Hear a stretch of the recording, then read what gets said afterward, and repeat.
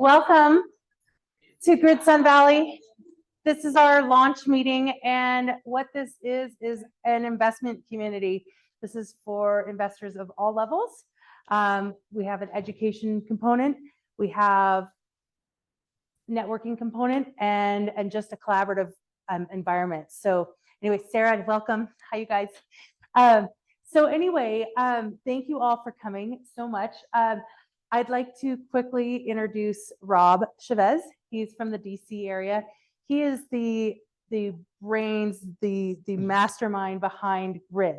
And so I'll have him explain what that is. But Rob has been in the real estate business and investing business for many, many years, and had this idea originally of, I'd like to talk to people and collaborate with people who are interested in investments, and didn't have anybody, couldn't find a group. So he's like, I guess I'll start a group. And that's what has grown from him in the DC area to now communities throughout the United States, and about what, 30,000 people? We got 35,000 people. Yep, involved, 35,000 agents throughout the United States. So this is our opportunity to collaborate with all agents who are agent investors, and help people who are interested in investing build success. The majority of the people are not agents, right? Right, okay, yes. It's the community is the community, like real estate is local.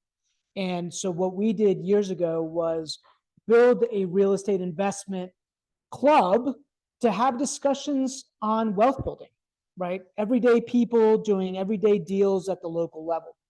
And that little group, my first group started with 5 people.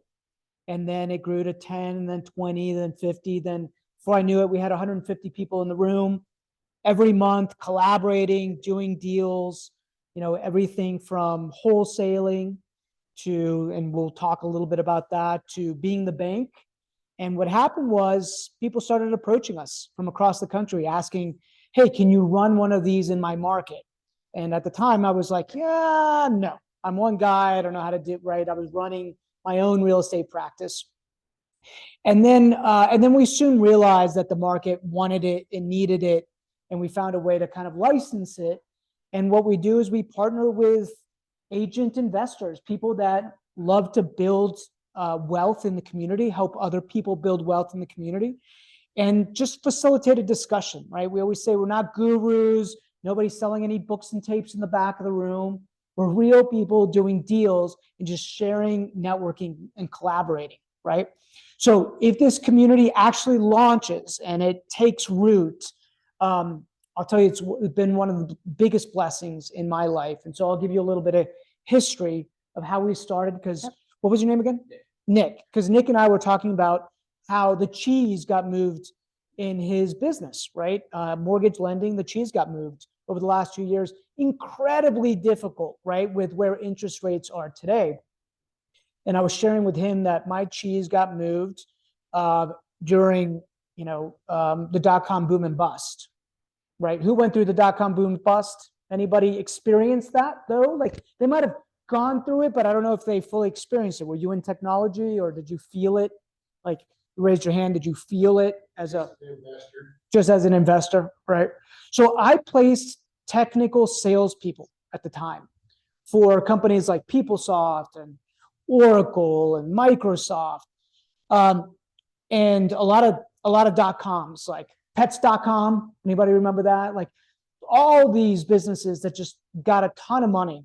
And well, I thought that was normal, right? I thought it was normal for a 23-year-old kid to be making $250,000 a year, until he wasn't.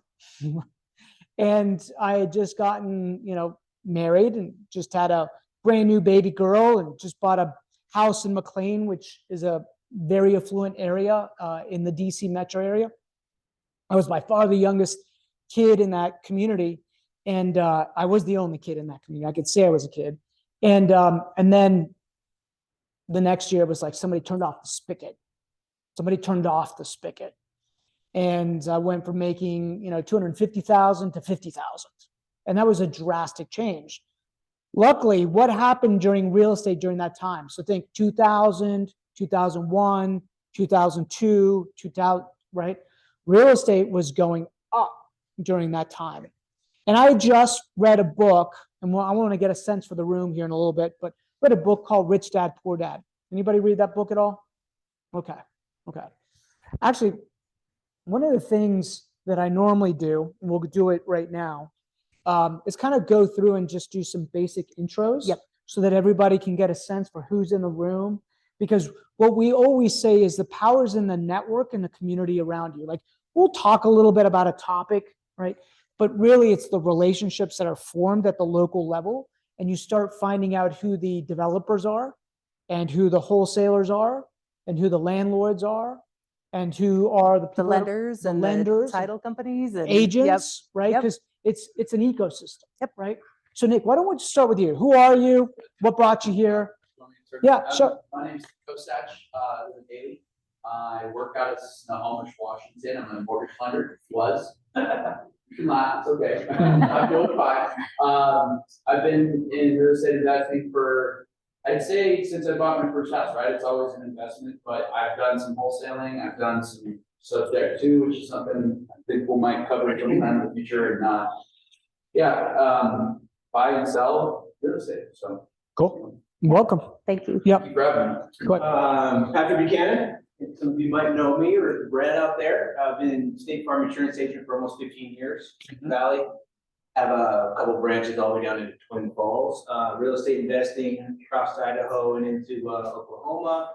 I actually was reading Rich Dad, Poor Dad when I was stationed in Baghdad, Iraq. And realized I didn't want to be in Baghdad, Iraq. Yeah. After I read that book. And I came back and got out of the army. That's awesome. That's a great story. That's awesome. Go ahead. Sorry, Jackie. My investment is I bought and sold my own places. Currently looking to buy back again, but being like a little amount of time.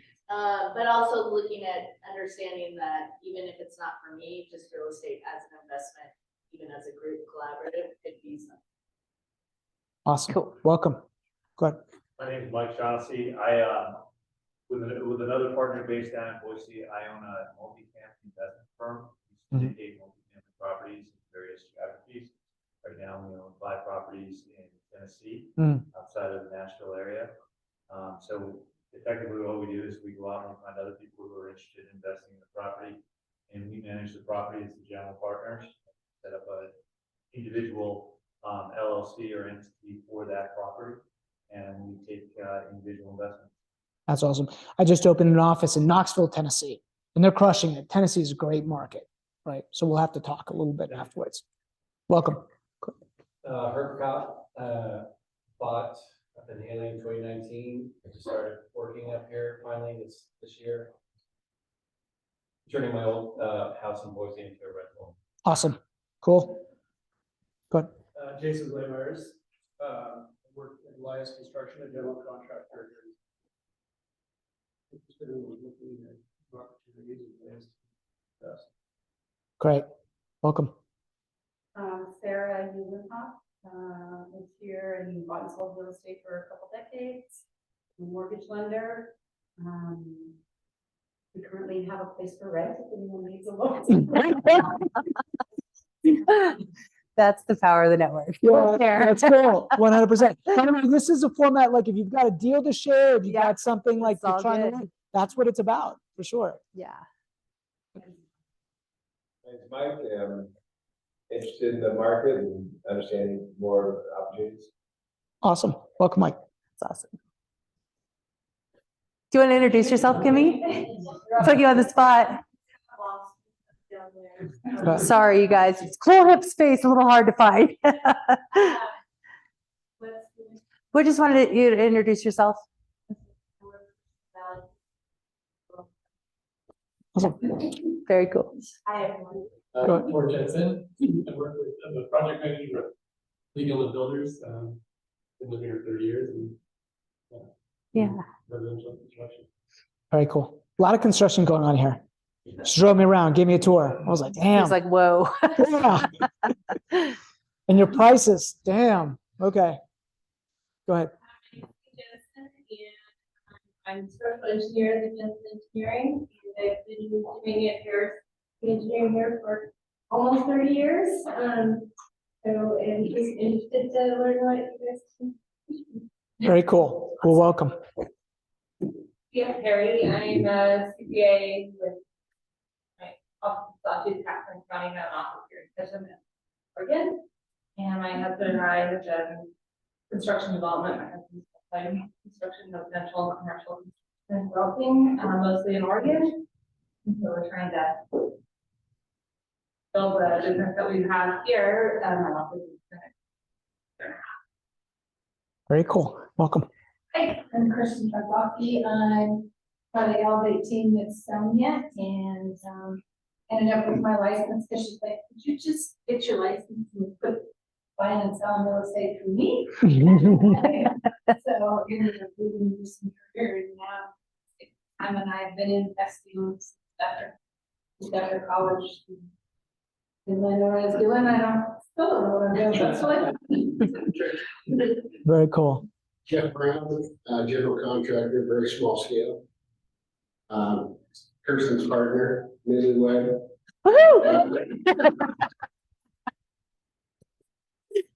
That's cool. And she and I own some investment properties and we just want to keep it rolling. I love that. Very cool. Welcome. My name is Ian Donovan. I own a small company in Boise called ID Elemental. I develop properties for multifamily or single family housing. I'm here because Sonia sold me, or helped me purchase a house some years ago.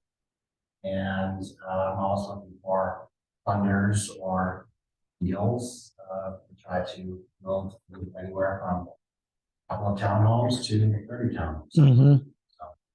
Are you looking to get into this market or I'm looking for anything that works? Okay, Yeah. cool. Awesome.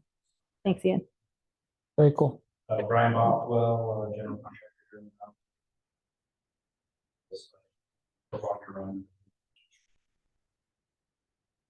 My name is Brian Fullerton. I'm brand new to all this.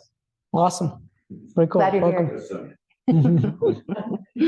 My name is Elise Fox and I'm a business owner and I thrive in business. And I'm a first-time children's librarian and not in real estate. That's awesome. That's good. So But you're a business owner. I'm a business owner. Okay. Very cool. Elizabeth Zellers,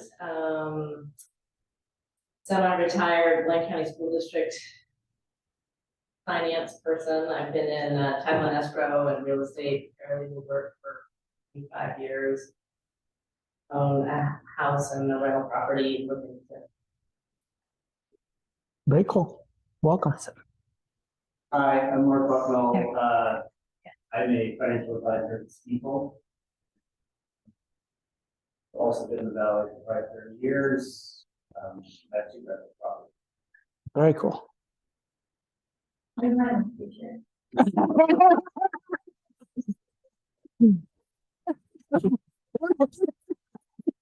So you love that? Yeah, that's great.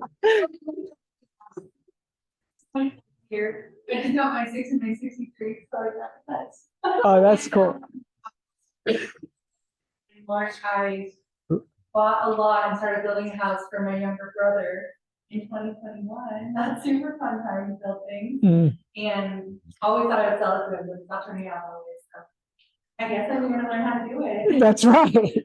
Awesome. Well, yeah, you're getting your MBA right now as we speak, right? That's how it works.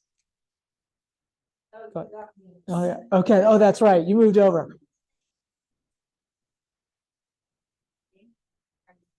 For personal property investment and construction, remodel, new construction, property management, personal assistance to developers and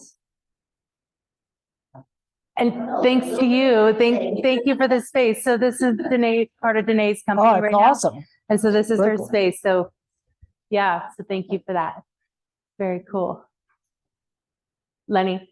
Oh, yeah, I'm Lenny Joseph. Yeah, I've got, I guess, one rental property in town. I used to live in it and then moved away for a bit.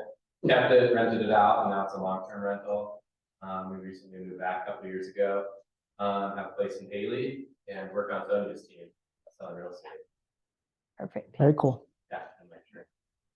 Sarah, I know about half of you in here and helps out with your buying and selling needs, making it go smooth. She's our TC for our team. Oh, cool. Yes. Very cool. Hi, you guys. I'm Tanya Berg, and I apologize for being. Oh, no, you're fine. You're on time. Live in Gooding, we are agents with TW, and we're investors as well as realtors, and we just want to learn more about it. Awesome. We learned about it at the BP Con. Oh, cool. Very cool. That was our first BP Con. Where we, yeah, it was fun.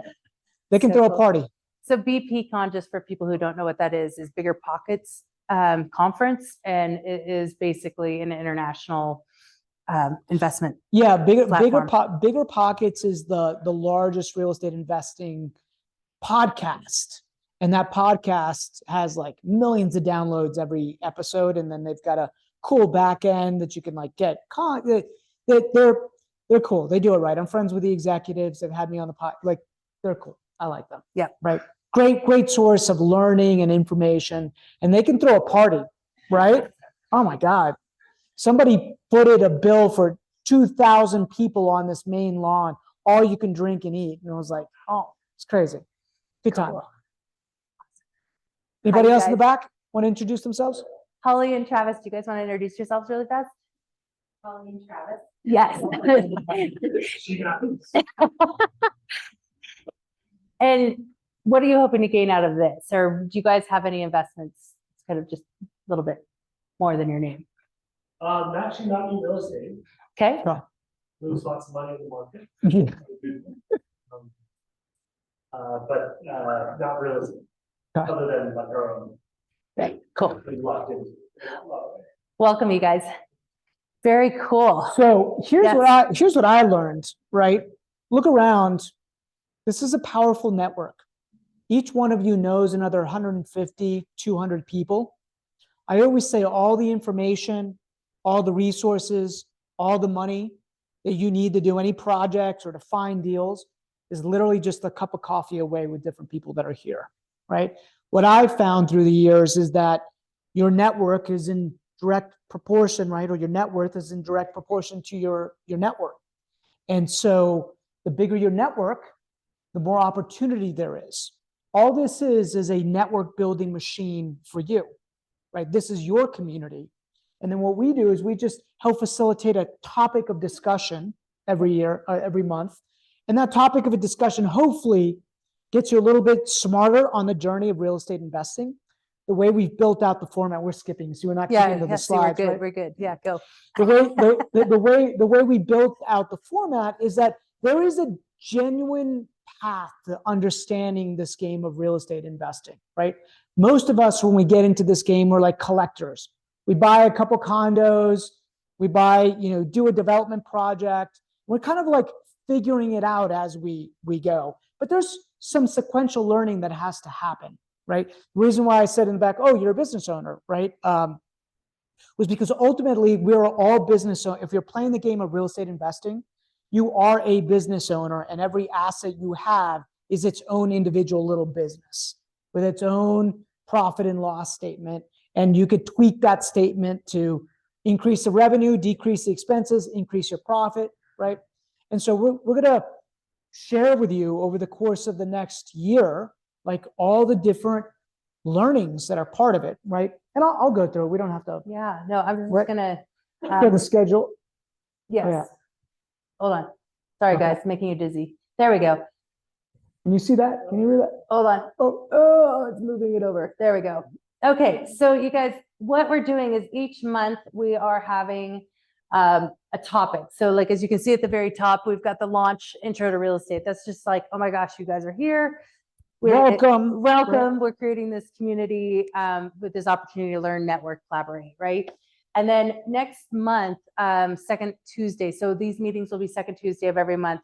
Apologies for it not being a Tuesday this month, but I will not be here tomorrow. So anyway, we're going to go into kind of the market here, the local market, what's happening, what our forecast is for the coming year. And then we're going to start in basically on the lifestyle or lifestyle, no, life cycle Mhm. of investing, right? So it's going to start with learning about wholesaling. And so, by the way, does anybody know what wholesaling is in here? Right? You know what a wholesaling is, but most don't, right? Some do. And that is essentially selling your contract for money, right? So you can wholesale just about anything. Every contract has value, right? I just helped a young lady in our grid group where she put a property under contract for $1,050,000 and sold the contract for 1.2 in 5 days. So think about that, right? She made a couple $100,000 by selling the paper. And so we're going to be like, well, how do you do that?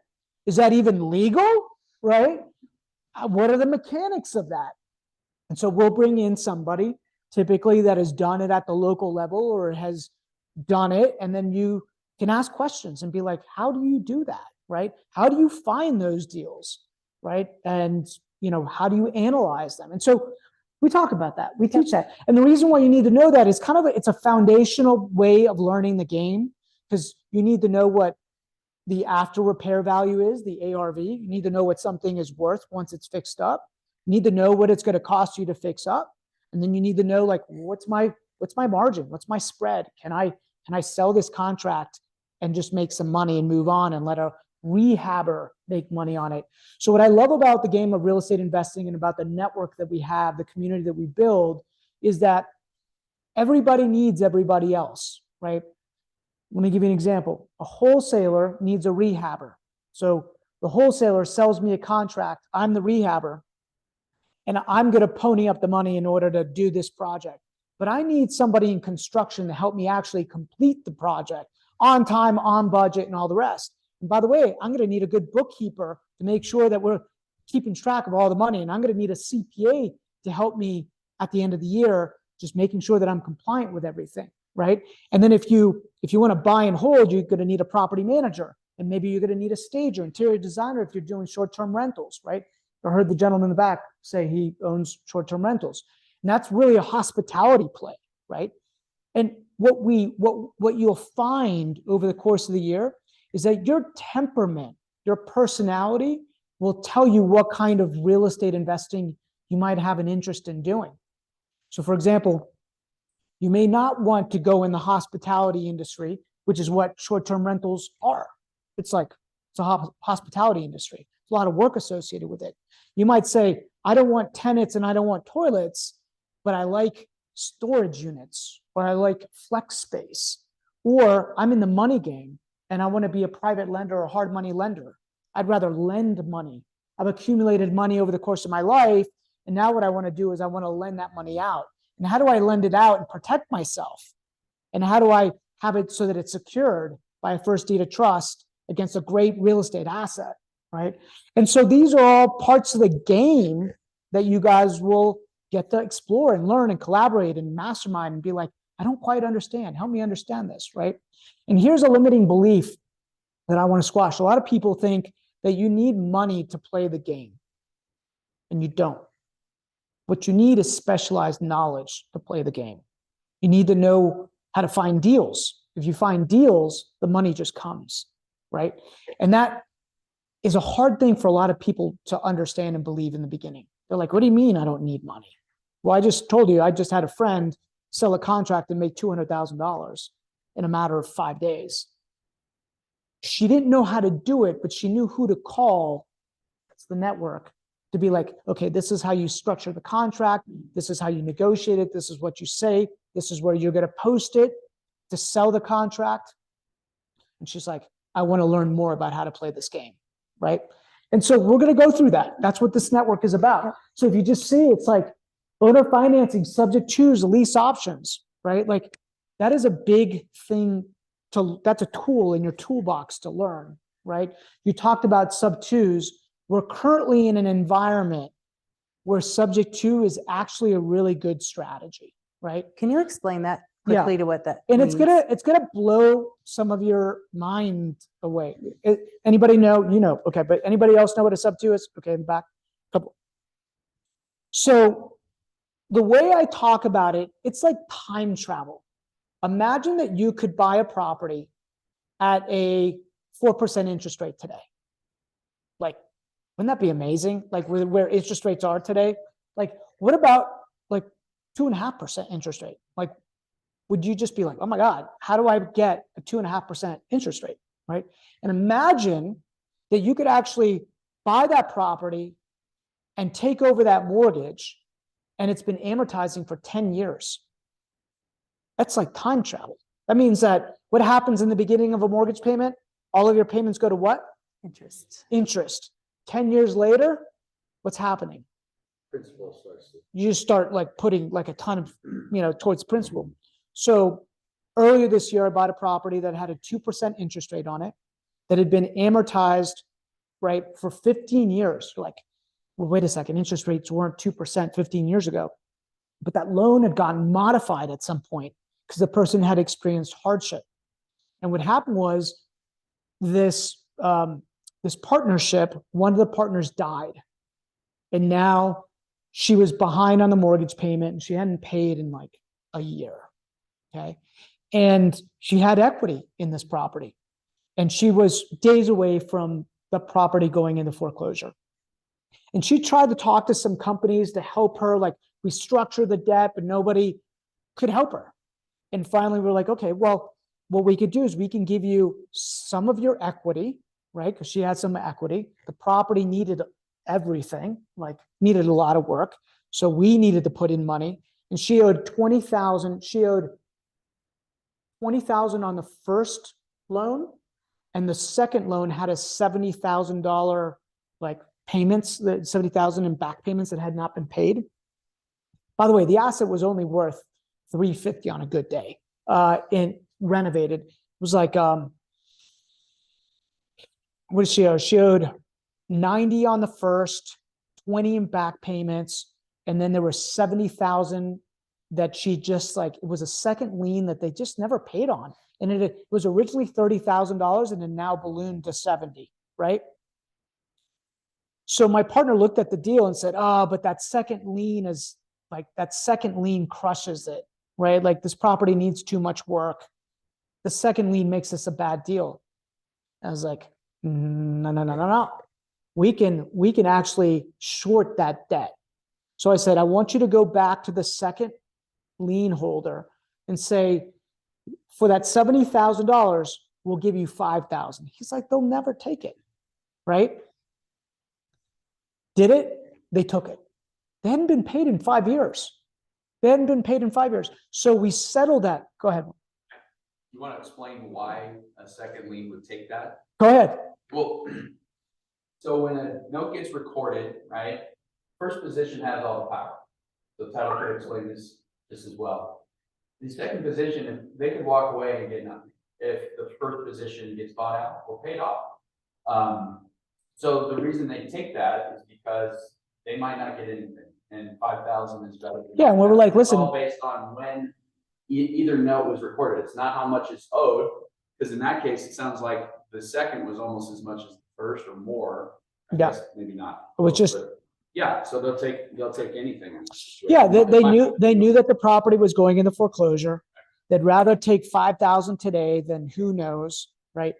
And then what we were able to do is take title to that property. I don't know, you'd have to check the rules in your area here and outside, but take title to that property, but keep the note in place in that seller's name. So a lot of people are like, what kind of why would they keep the debt in their name and how? How does that work, right? Why would they do that? Well, she hadn't paid in a long time. So what was happening to her credit? It was right. And if it went into foreclosure, what was going to happen to her credit? Right. But here somebody's like, we'll make up all the back payments. It will not go into foreclosure, and we will pay consistently over time, and we'll make that first lien good again. What do you think will happen to her credit? It's going to push her credit up. And what do you think she just wanted? She just wanted what? Relief of the problem. So we're in as real estate investors, we're in the problem solving business.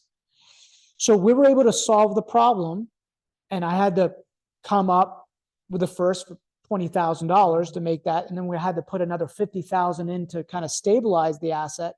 And she realized she didn't have the money to stabilize the asset, but it was a good deal for us and a good deal for her, right? So like, that's the thing, right? Like there's ways of creatively doing things in our business. And if you don't know that there are these options, then you don't know that you can do them. And so that's kind of the purpose behind these different topics. It's like kind of what you focus on expand. So as an example, I was starting this community over the last month and a half, and another agent in our office came to me and she's like, Sonia, I'm just like a little curious about the value of this place. I'm having trouble like nailing it down. Would you mind coming and looking at it? And I was like, of course.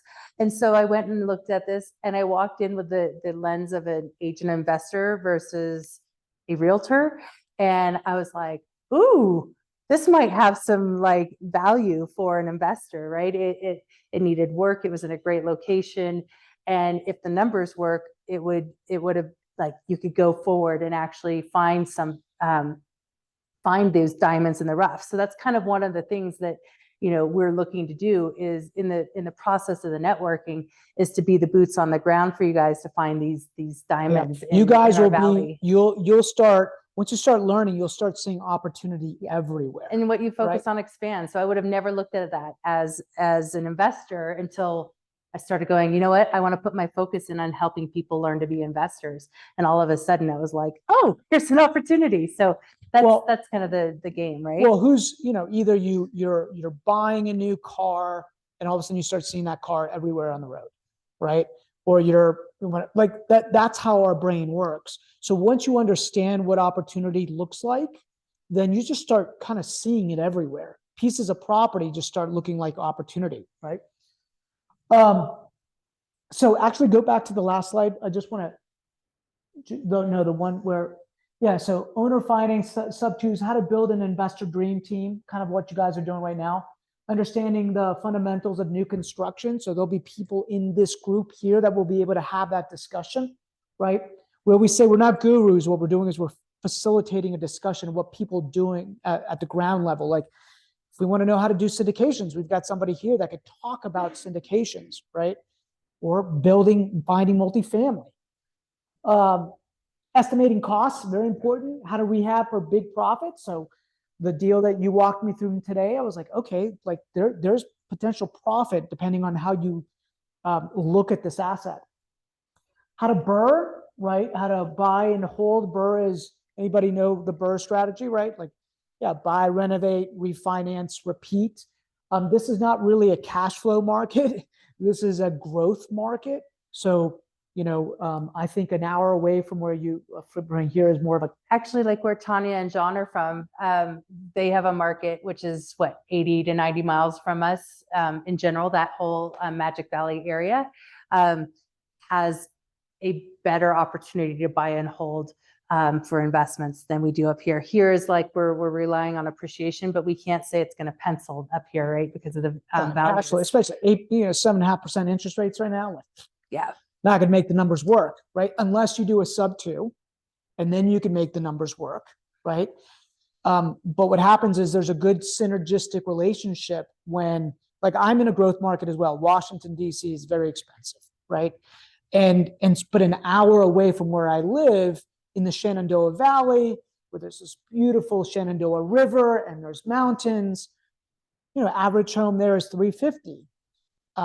And you can make those numbers work in that market, whether it's short term or long term, right? Midterm.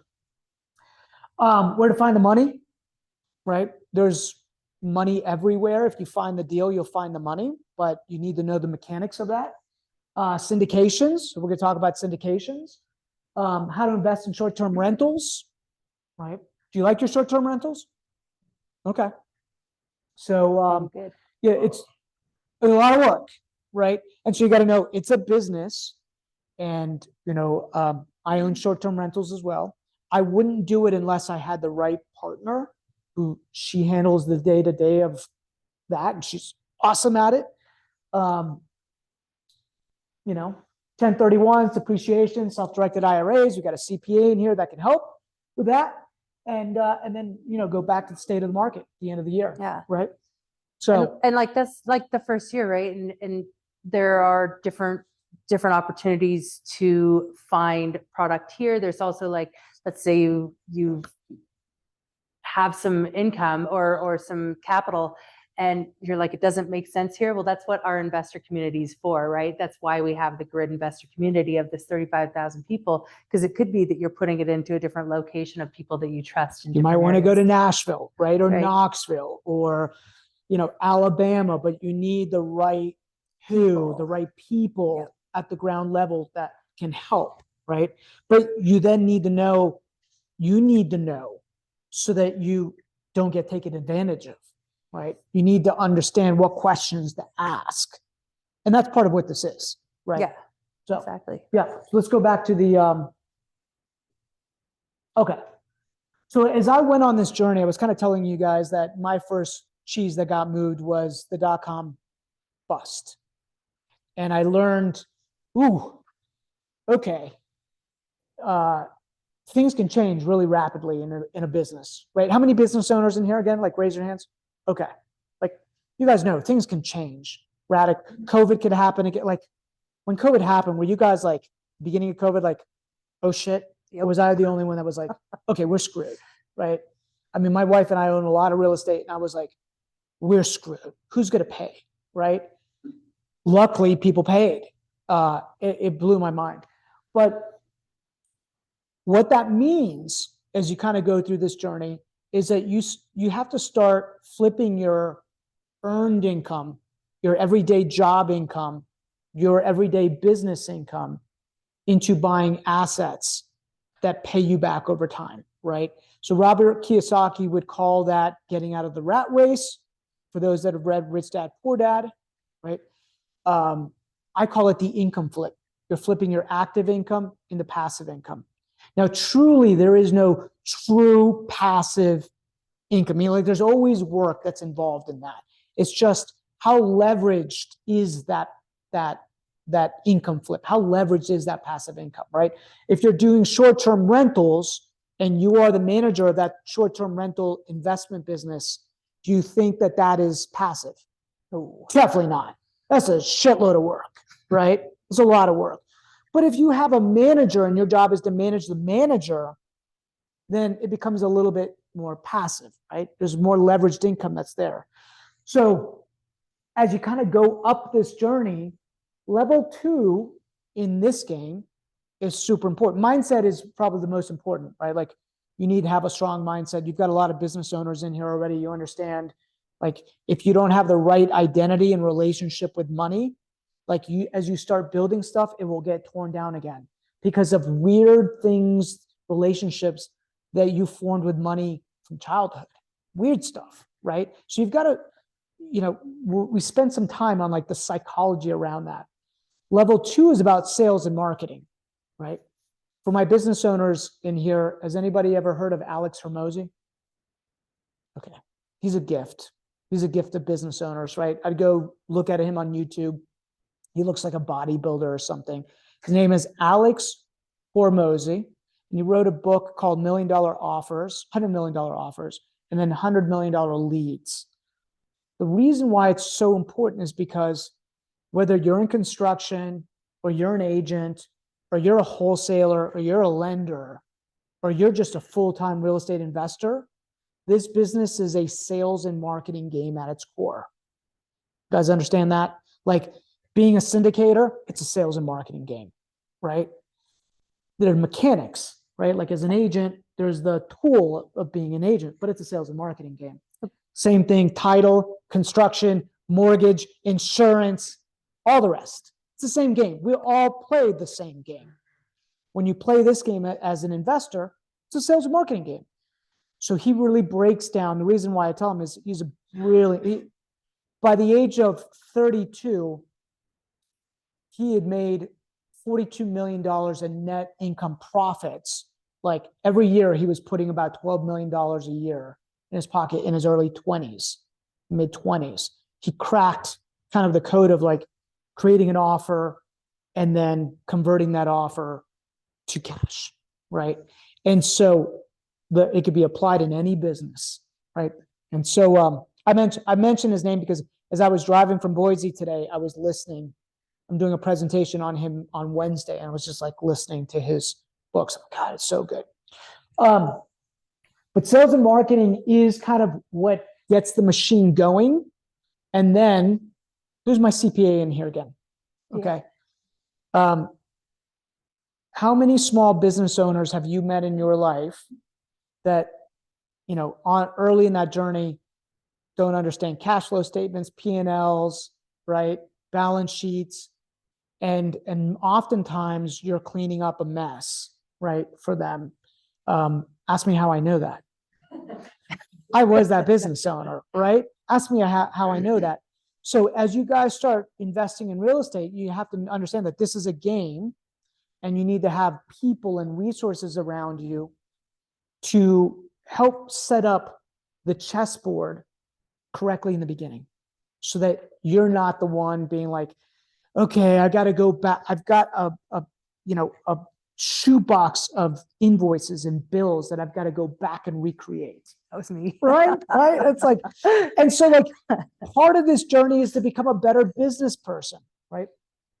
And I put that before investments because if you understand how to become a better business person, then you've earned the right to really understand the game of investing. Because remember how I started off, every little investment is a what? What did I say? It was a business. Yes. Every little investment is a business. It has its own P&L, its own balance, the whole 9 yards. So if you're doing that for yourself initially, by the way, I go back to this. Each one of you owns a business in here. It's the business of your household. You realize that your household is a business, right? I know you don't want to think of it that way, but there's a profit and loss statement in that household. There is. And you know that profit and loss statement, if you're accumulating debt, is what? Is that house, it's a loss. That house is there's a loss. And so it starts first at home and learning how to run the household business, right? Ask me how I know that, right? So, we don't really talk about this journey so much. I'm just sharing it with you right now in the investment meetings, but it is powerful to understand the game that you're actually playing. This is the game that you're actually playing. Level 4 is where you start, level 4, level 5 is where you start creating the income flip. When you start taking all this knowledge and you start converting your day job into passive income.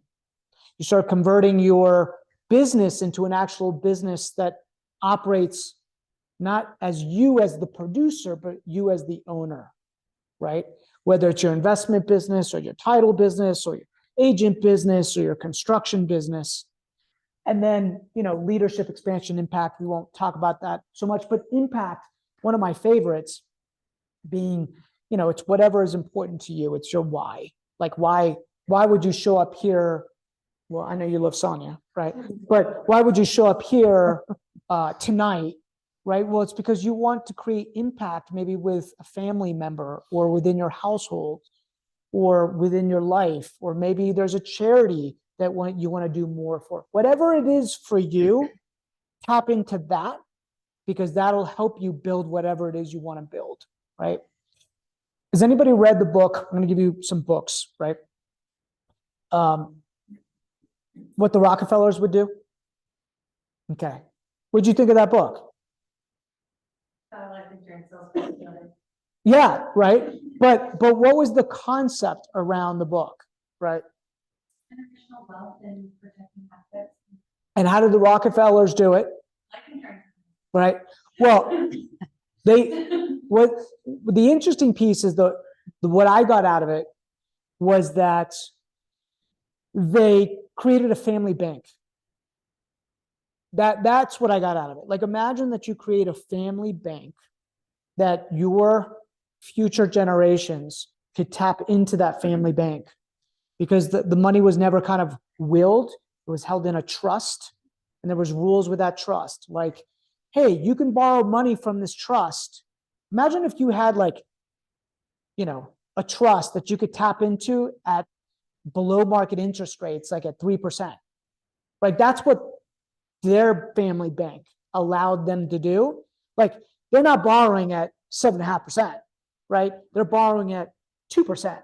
And the deal was this: there's only two things that you could do when you set up this family bank. Start a business or start a charity.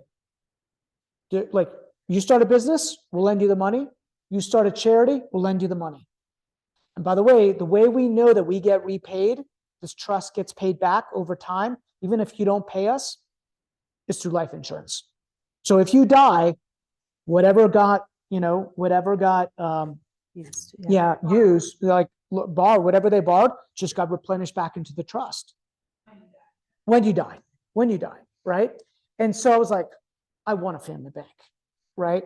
Whether, and so life insurance is a powerful tool for that, right? What's cool about that is that everybody here, you don't need to be the Rockefellers to do it.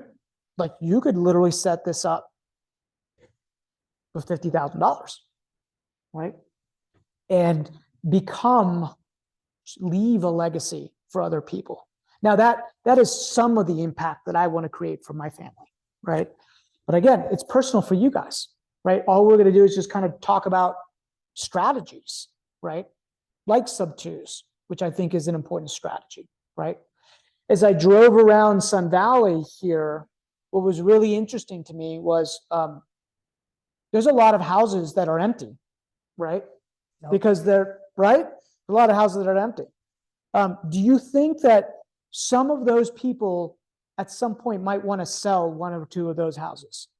And do you think some of those houses need a lot of work? Some of them, not all of them, but some of them, right? Some of them need work.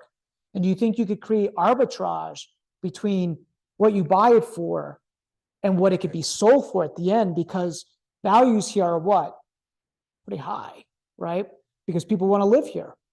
And some of these people have owned these homes for 6 weeks a year. yeah, but also like they might have inherited the house, right? Generational. Generational.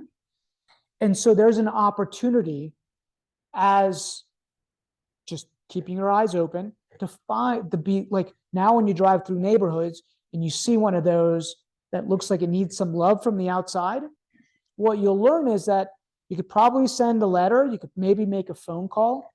Like, I make phone calls all the time and just say, like, hey, Sonia, this is Rob. I noticed you own a property in Sun Valley, right? It looks like it's a second home for you. I have no idea whether or not you'd ever consider selling it, but I'm interested in buying more property in this community, right?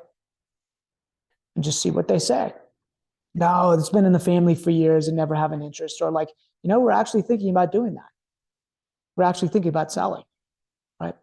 And then we enter into that dance, into that conversation, right? And so that's like, that's part of this game. So level 2 is part of learning that game. Right? So anybody have any questions? Like, investments here in Sun Valley, like the word real estate investing, I'll give you my definition for it, right? A lot of times people come to me and like, oh, I'm an investor, I'm a wholesaler, right? Or I'm a rehabber. And I consider that a widget. That's a tool. That's not really investing. That is learning. That's playing part of the game. But investing is buying and accumulating assets that are going to pay you back what? Passive income. Passive income, cash flow, right? So the name of the game, I heard a couple people in here, forget who it was, but they said they bought, what's some of your regrets? You said you bought and you sold. Right? Has anybody ever regretted selling a piece of property in here? Okay, because you look 5 years later, 10 years later, 15 years later, it's when you're like, holy, that, I can't believe it's selling for that today. Anybody experience that? And it's been like that forever, right? It's been like that forever. I remember I just recently, my best friend's dad died. And I remember what he told me. This is in Arlington, Virginia. It's like right outside of DC, affluent area. He bought his little Rambler for $45,000. And he remembered thinking that was really expensive. He felt like he overpaid for the house, right? Well, I sold the dirt for $900,000, right? It just, time takes care of that. And you guys are in a growth market. So if you could figure out a way to buy something sub-2 in a growth market like this, it would change your financial picture. if you could get into a development deal here in a growth market like this, it would change your financial picture. And so I'm glad that you guys are here because this is the beginning of that journey. And again, I just say every relationship in here will lead you one step closer, right? So the whole purpose of Grid wasn't like for us to, and the whole mission wasn't for us to teach topics. Nobody's selling books and tapes in the back of the room, right? It's not how we make money. You know how we make money? The local level? What's that? Partnerships, doing deals. Like we're deal makers, right? I'm always like, hey, the reason why I give this information away for free is because I want to do deals, right? I want to have you bring me a deal. I'll bring you a deal. I want to borrow money from you. I'll lend you money, right? But that's built over time and through trust, right? It's not like you meet somebody one day and be like, I'm going to borrow $1 million from you, right? Like over time it happens. Right. So over time, I would say that trust compounds over time, like syndicating, like that compounds over time, right? First one was the hardest. Then after a while, you have a track record you point to. Then raising capital for that is easier. You move into a new market or you do your first multifamily, right?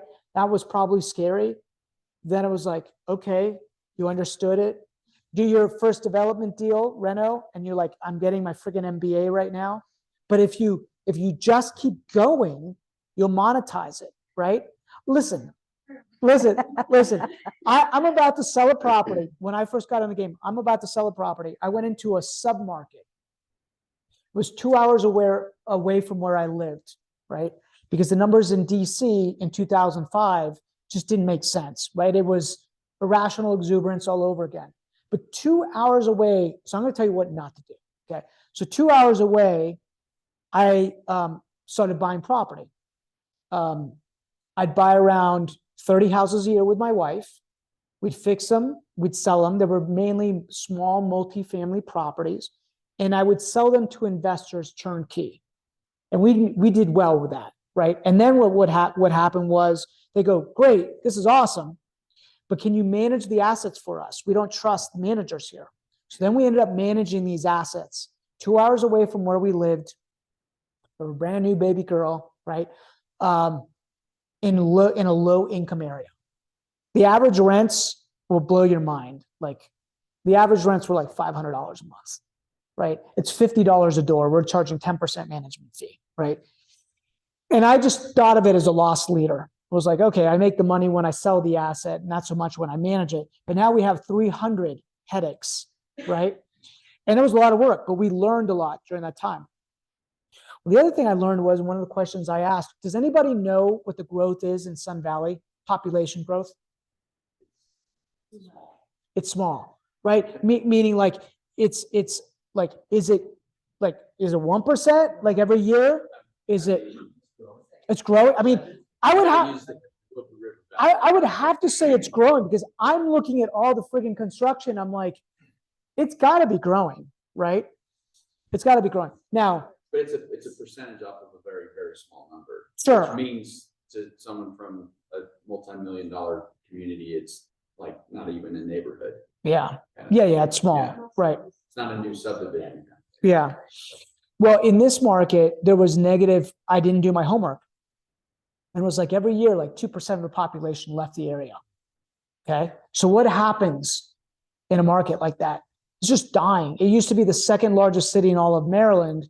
There was a big plant that employed everybody. When that plant left, like everybody left. And so there was all these like shitty houses, right? That nobody took care of over time. And you could buy, how about a house for $3,000? How do you buy a house for $3,000, right? Now I sold it to somebody for $6,000. Good rate of return on that, right? But the reason why I tell you the story is I bought my MBA, right? I bought a triplex for $30,000. I wholesaled it to somebody for $50,000. So right off the bat, I made 20 grand, right? The guy said, hey, this is great, Rob, but can you manage the crew? Can you manage the renovation for me? Because, you know, it's 2 hours away from where I live. I don't have any resources. I said, sure. I think the reno is going to be like $75,000. Well, I messed up the renovation. That guy ends up going on drugs. Like it was a bad ordeal. My contractor They were all my crew. It wasn't like I hired a third party. They were my crew, right? So that $75,000 reno turned into $150,000 reno. And I said, listen, you didn't sign up for this, so I'm going to buy the property back from you because I feel bad because I messed up the renovation. He thought that I was buying back the property because of why?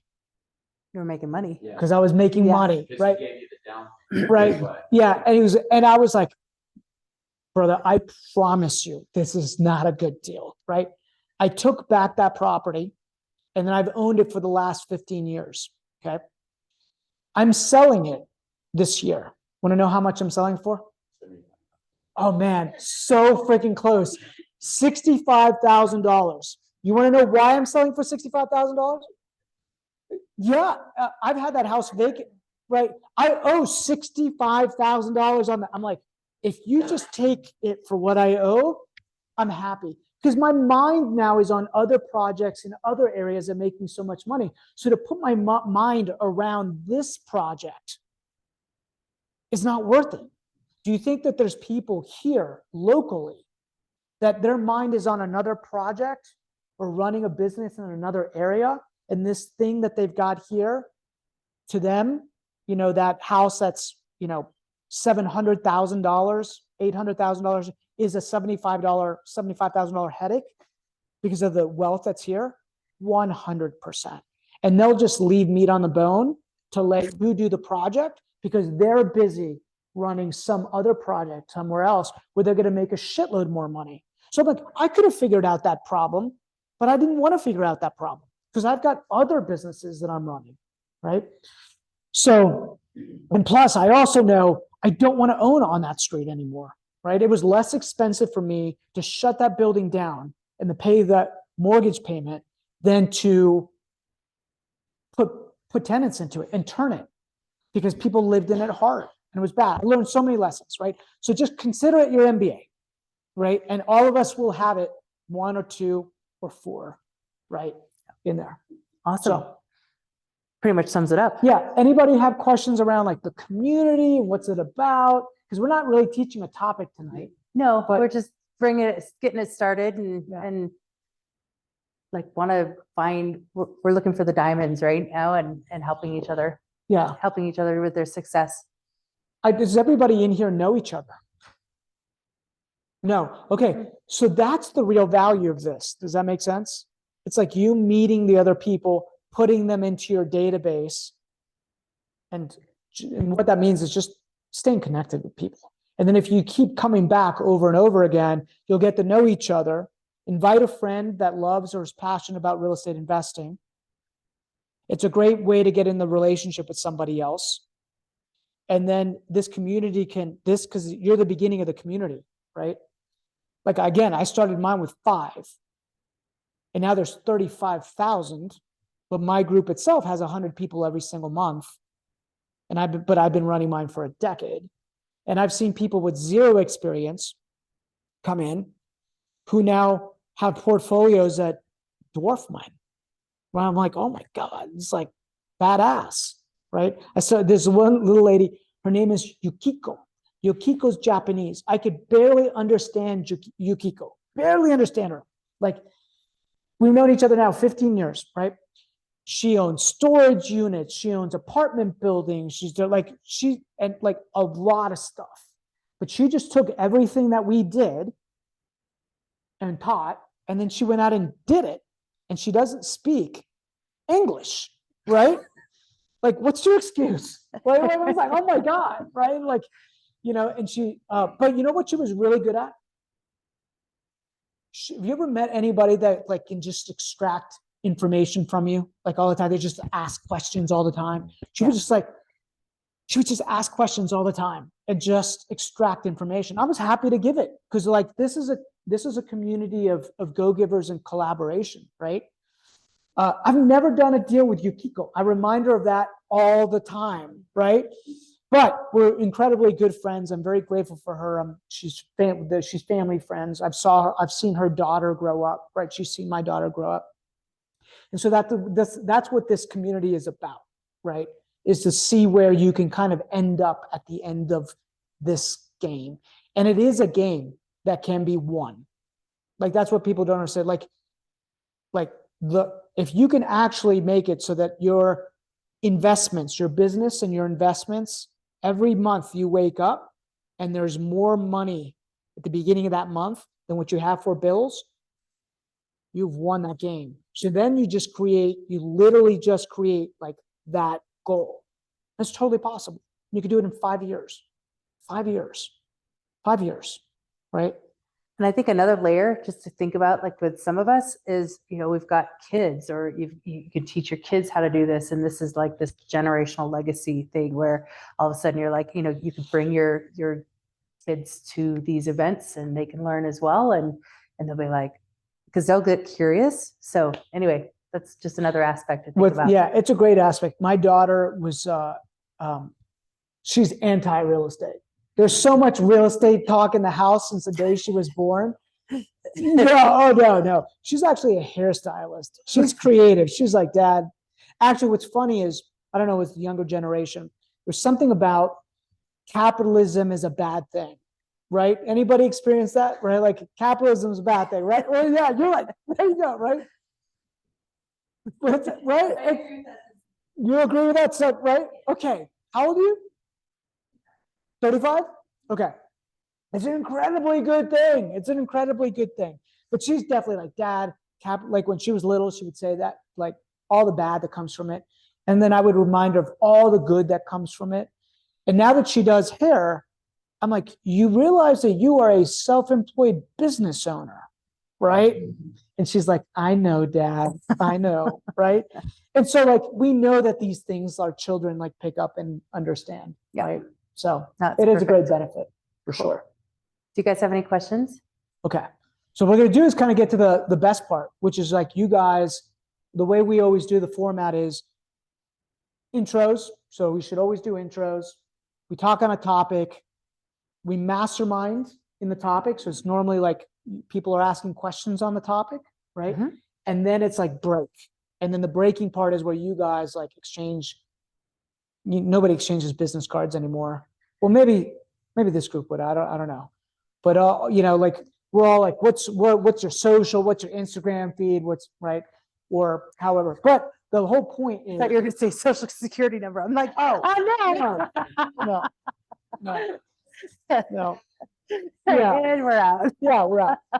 But that is the most important part. So just so you know, like, when we were going through the intros, I was like, wow, this is already such a powerful community. It is. Because we have people that are doing land developments, syndications, multifamily, realtors, short-term rentals, construction, accounting.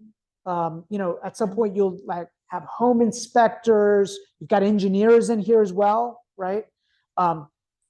Already really powerful. I would encourage you meet one person and then invite them out for a cup of coffee. See where that leads you. I've seen marriages happen, business partnerships happen, divorces happen, right? No, anyhow, guys, thanks so much for your time tonight. And, thank you all. Yeah, and it was cool. And Sonia, I'm excited that you're launching this community. So let's give her a round of applause. Thank you. Yeah. And the more engaged and consistent you are in this, and just stay consistent and stay engaged and pour in to the community. That's the goal, right? All of us. Like, if I learn something, you guys are learning something. So the more we learn, the more we grow. Yeah, pour into each other. Yeah. And then what happens is you become a wealth determiner for them. Yep. They become a wealth determiner for you. Yep. You become a wealth determiner for each other. That's how it works. I have a question. Sure. There are so many different resources available, but it is kind of hard for one person and thinking, what do I have going on right now? Maybe it's something that we can do together, but then we're missing out on all the other things that might come up tomorrow or next week or something like that. So as a group collective and sort of like a club who's into this, is it helpful to have an online resource for everybody? There is. In there, every name, their business, their email, phone number, what they're into, what they're looking for, what kind of. Right now, we leverage there's a couple things. We leverage the Meetup platform, but honestly, it kind of sucks for real collaboration. What other communities have done around the country, like my Knoxville, Tennessee, is like they crush it. They have a private Facebook group, right? And that Facebook group is anybody that joins like the community is part of it. So there could be a Sun Valley grid investor community. And in there, there's all this collaboration, but you as the community leader have to moderate it, make sure that you're pouring in, kick out any spammers. Like we're like, nobody should be spamming in here, right? It's true collaboration and connection. But that's a great, Yeah. yeah. Somebody needs $50,000 extra to buy this property. Hey, does anybody have $50,000 they want to lend short term? And it just so happens so and so does. And they say, Yeah. hey, sure. There- Then the deal can happen. Yeah, what I would encourage, by the way, is you could also, so Grid Investor, like Grid Global, has its own Facebook group that has about 5,000 people in it, right? And then the individual communities have created their own because real estate is all local, right? But then you find that there are people that are like, well, I want to network and collaborate with people in Tennessee. So you join the Tennessee one, right? And so you get to join some of the other ones that are out there. But yeah, here, that's the best is we'll create a community, right? A Facebook community and put all your information in. Great question. Like I said, this is the launch. So we're working on the logistics for going into this. And you're the this founding. growth, and you guys are the founders of this. Yeah. So yeah. That's cool. Yep. How do you see more of the like physical meetups or what else do you need? So a couple of things. That's a great question. That is a great question. So I always believe that there's real magic in just people meeting each other like this, but we also stream it online because there's sometimes people that want to invest in Sun Valley, but they're in other areas and they'll hop on like online, right? We need partners, right? So what we find the most successful ones have created insurance partners that help support the group, property management, construction. Like I always say there's like the core four that disproportionately like benefit from the group. It's typically property management is a big one, right? Lending is the next one. Hard private lending or regular mortgages is the next one, right? Construction. A lot of construction going on here, by the way, guys, like disproportionately, Insurance. Insurance is the other big one, right? Because all of these projects need to be like insured. But there's lots of others, right? There's termite inspections and home inspections and junk hauling companies. And like, you think of all the trades, right? Another thing to do in that private Facebook group is everybody's always looking for a person and a resource, right? Definitely. Right. Everybody's always looking for somebody to do work siding or roofing or gutters or snow removal, I would imagine. And I don't know in this area, right? But you guys have that covered. And so people are always asking, right? That's a good. Did that answer your question? Yeah. And by the way, so I'll give you best practices, right? Little food, a little wine, right? Little networking that happens. People that are real supporters of the community, because what happens is if it's all on Sonia to do and her team, it can get a little, hard because they're like consistent all the time, and consistency is the key. So if she could get support from people to help in the collaboration, inviting people, that helps, right? And I think social media is a big one, right? Like it's about getting the word out there, because I bet you there's other people in the community that want to invest, but they just don't even know that this exists. Exactly. Right? Yeah. And so they just got to get the word out. And so you think of this as like your investment club, right? And the club is as good as you guys make it. And it could be whatever you want to make it, right? There's no real hard and fast rules, except like be kind, be a good person, come from contribution, be a go-giver. Again, nobody's selling books and tapes in the back of the room. There is no like tonight, right? And by the way, that is the RIA format. One of the reasons why, does anybody know, you know what a RIA is? RIA is a real estate investment association. And their whole model, and there's nothing wrong with it, it's how I got started, was you host meetings like this, they fly in a professional guru speaker on a topic, they give you just enough information to be dangerous, they sell the dream, and then you two for $1.99 or $1,099 can buy the course.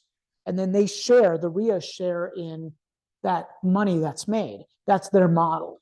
It's not our model, right? Our model is, hey, we want to collaborate and do deals. She'll end up getting listings and work with buyers and sell real estate or lend money or borrow money.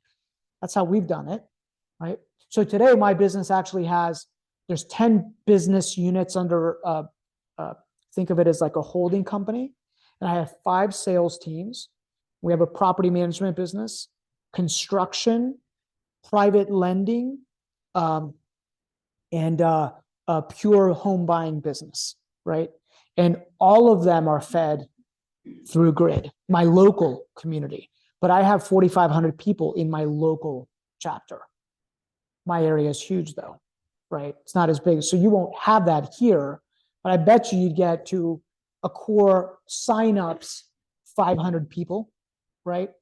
500 to 1,000 people. That can be. Yeah, it doesn't mean, used and yeah, collaborated. it doesn't mean that 500 or 1,000 people will come to the meetings, right? But there'll be 500 to 1,000 people that are interested in Sun Valley real estate investing and might join that Facebook community or might join the meetup platform. And then you'll have a core group of like this, 30, 40, or 50 people, you know, talking about projects and deals, or did you see this, right? And people will come to our groups and say, hey, I've got a project I just put under contract. This is the project. Is anybody interested in buying my contract? Or is anybody interested in funding the deals? And then people talk afterwards and they negotiate their own thing, right? Yep. So that's what it's about. Yep. Your own personal little club. Cool, huh? Yeah. Yeah, absolutely. Yeah. Any other questions? Good stuff. Sure. Yeah. Sure. You guys, we do have some just light snacks, beer, wine, and water. If anybody wants it, while we're like a network for a bit, and that'll be our meeting. Oh, I will say one more fun One thing more that we do at the local level, right? So over the course of the year, you guys will experience successes. And what you should do is you should openly kind of be like, hey, I just did my first investment deal. Hey, I just did my first wholesale deal. Hey, I just did my first sub 2 deal, right?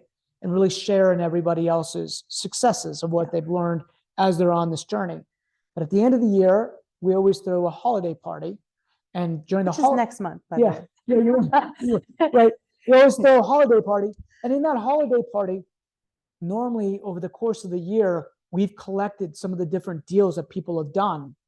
And then we will then sit down and be like, okay, who's going to get, like we call it the Deal Monster Award. And we have like a big trophy and we make a big deal out of it.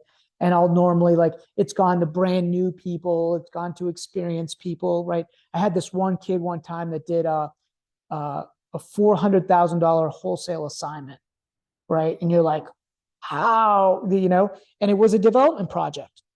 Put a project under contract and sold a contract for $400,000, right? I remember when he first came into my room and he was like, I just got hustled. I gave somebody $2,000 to show me how to do this business. They took all my money, right?